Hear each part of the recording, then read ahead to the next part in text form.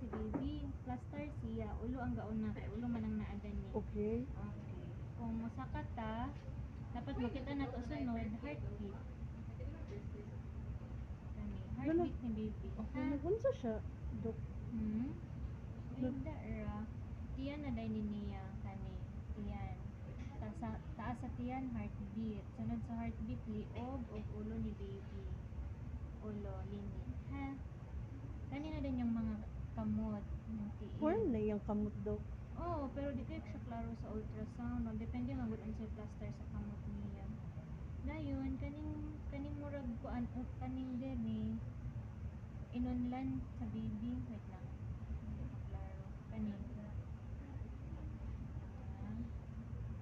Hindi ko siya klaro. Siya, Inunlan.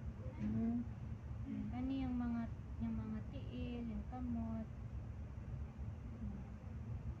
nagunsa siya, Dok. Wala na. May daar siya sa imong matris ma. Wala na siya gilid. Heartbeat. Ha? Okay. Kaya ka?